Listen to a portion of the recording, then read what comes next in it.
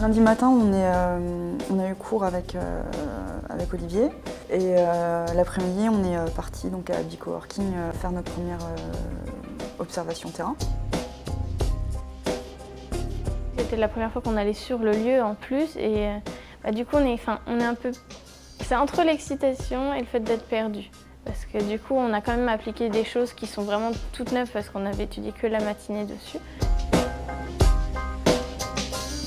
Ouais, de la curiosité et puis en même temps l'envie de vouloir bien faire et de regarder au bon endroit et de poser les bonnes questions. Et puis on échange aussi pas mal avec les autres étudiants et dès qu'on passe une petite step de découverte, on fait un petit feedback rapide.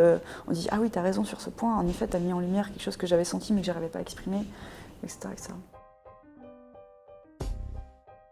On nous a demandé d'observer en fait le comportement des personnes, comment s'interagissaient avec les autres personnes, avec les objets, avec les lieux, et aussi pouvoir les comparer par rapport à ce que nous pouvions vivre dans d'autres lieux avec d'autres personnes, et voir et comparer les habitudes, les comportements qu'on pouvait y trouver en fait.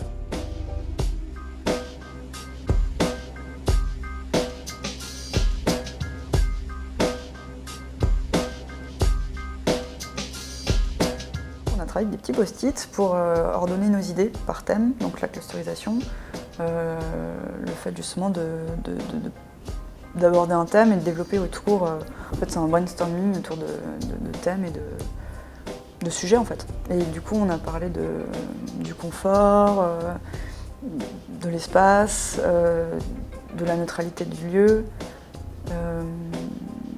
On a mis en commun nos observations par rapport à Bicoworking. C'était plus ludique et en même temps c'est vrai que ça visualisait beaucoup plus la chose parce que après on est tous à prendre plus ou moins des notes que ce soit sur nos ordis ou à la main. Et c'est vrai que là visuellement, à chaque fois qu'on avait quelque chose, un espèce de petit thème, il nous demandait de l'écrire sur un post-it.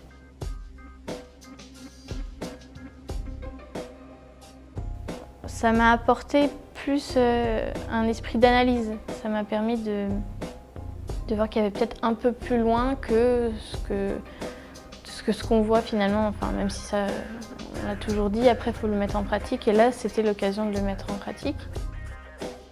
Repérer des détails, par exemple dans une discussion d'interview ou dans des pratiques, des petits détails qui, en surface, ne veulent pas dire grand-chose pour la personne en elle-même, mais moi je vais pouvoir analyser et vont pouvoir faire ressortir des comportements ou des idées ou des façons de faire qui vont moins m'intéresser et sur lesquelles je pourrais travailler. Le fait d'avoir l'approche anthropologique, on rentre dans une démarche de réflexion qui est plus profonde et qui est à même de nous apporter plus de manière personnelle. Pour moi, l'étude anthropologique, c'est le cœur même de savoir qui est notre utilisateur.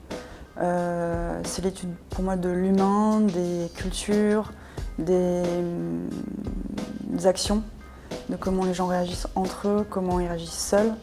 Et cette phase d'observation est hyper importante pour savoir à qui on s'adresse quand on veut proposer un produit, un service, quelle que soit la prestation, pour qu'on, d'un côté marketing, définisse notre cible, mais d'un côté UX, qu'on satisfasse entièrement en fait, le besoin du futur utilisateur, du prospect aussi en quelque sorte. Ça apporte beaucoup, on se dit,